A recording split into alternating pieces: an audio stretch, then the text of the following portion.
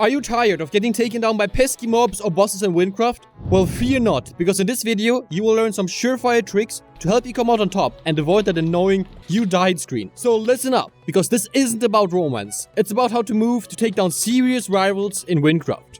First things first, don't go into fights thinking you're some kind of superhero, because most bosses will flatten you faster than a pancake on a hot griddle, even if you're at their level.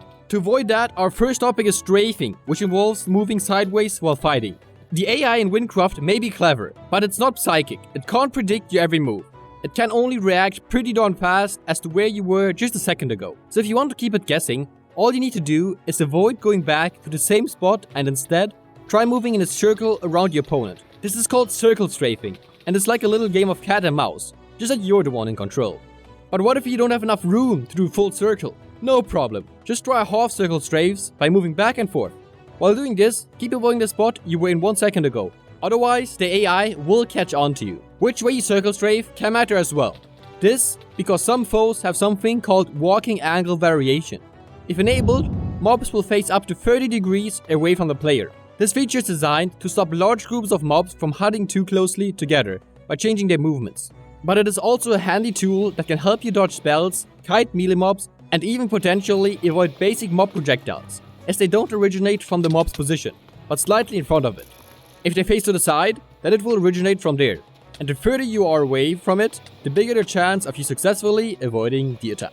With this in mind, you should always strafe away from where the mob is looking, in case you notice they have walking angle variation enabled. But strafing is far from everything you need to stay alive. You also need to be able to dodge spells. If you see any mob emit a white ring of pod kills, run like your life depends on it, because it probably does. Don't try to get a few cheap shots in. It's not worth the risk. Just get out of there as fast as you can. Why? Because when those particles appear, the mob is about to either teleport, charge, hit you multiple times, heal themselves, disappear, or a combination of all these things in quick succession. And when they do that, there's a good chance you'll end up dead in a matter of seconds. So don't even try to tank a multi-hit if you don't have a tank build, because bosses like Death and Cyber will turn your health bar into the same confetti that comes when you click the like button. If you're dealing with a boss that has any kind of movement ability and can kill you easily, dodging these is super important. But just strafing is often not enough for that. Instead, use your own movement ability as soon as they start casting as a counter to get as far away as possible. Trust me, it's better to be safe than sorry. To know if a boss has a movement spell, as well as finding out what other spells they have, you can check out the boss's wiki page. Knowing what's coming can be the difference between a painful defeat and a triumphant victory. But it's not just about knowing their spells, you also need to watch out for those dreaded upcoming attack alerts in raids. Make sure to get some distance between you and those markers. And if a raid boss is targeting you with a special spell, make sure to use your movement ability to get out of there. And let's not forget about crowd control immunity while we talk about strong bosses.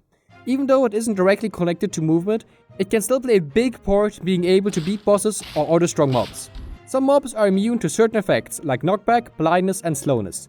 These are represented by boxing gloves, eyes, and hourglasses respectively. Pay attention to these symbols. If they're green, it's a perfect time to unleash your stun spell, but if they're red or yellow, save your mana and wait for a better opportunity. Getting in close to enemies is required in many playstyles, but how do you do this without getting hit?